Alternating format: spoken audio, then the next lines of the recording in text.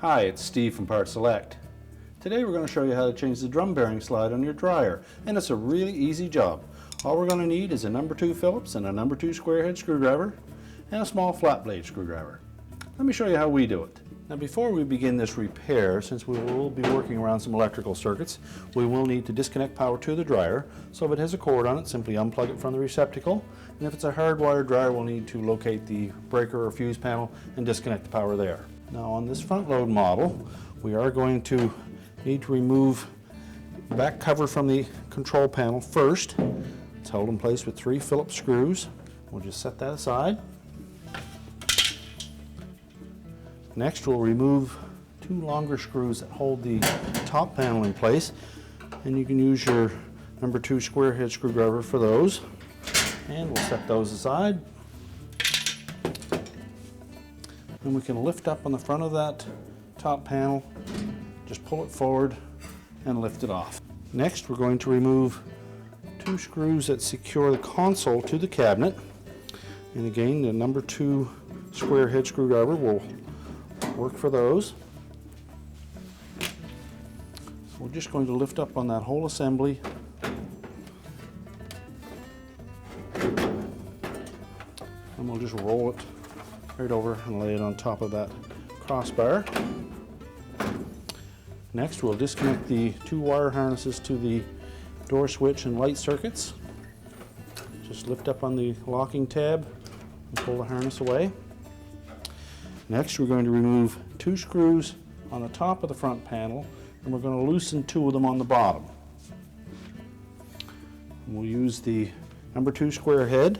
Loosen the bottom ones at least 2 or 3 full turns, and completely remove the top ones. And support that front panel while you remove the last screw. And then just lift up on the front lip of that drum to support the weight of it, and then tilt the front panel forward. And then lift it off of the screws on the bottom. There's 2 slotted areas on the outside edges of that front panel that will slide down over those 2 screws. Now to replace the slides, we'll just take a flat blade screwdriver, and we're going to go in under the right hand side of those as we're facing it from the inside of the dryer.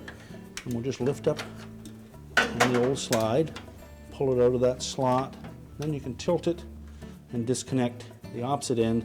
Just has a hole in the end of that slide that catches on a tab. Now you should replace both of the outside slides at the same time, and also check the 2 in the center.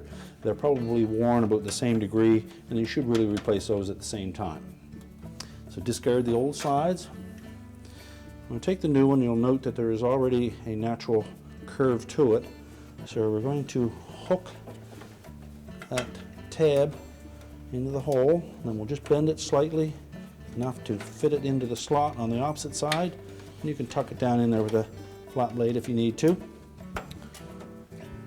And then we're ready to put the front panel back on. Now to reinstall the front panel, we're going to sit the front panel in position, lining up those 2 slots with the screws on the bottom, and tilt it into place, and then we'll lift up on that drum to allow it to go in fully. Then we'll line up the slots on the side with the openings in the cabinet, and then replace the 2 screws. Next we'll tighten the 2 screws on the bottom. Next we'll reconnect the wire harnesses. Make sure that the locking tabs engage, and then we can rotate that console. Then we're going to line up these tabs to catch over the edge of the top and the front panel.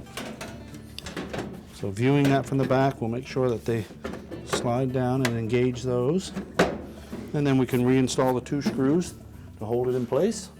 Next we'll reinstall the top panel. We want to make sure that the 2 slotted openings at the back of that top panel engage 2 tabs right at the rear of the cabinet.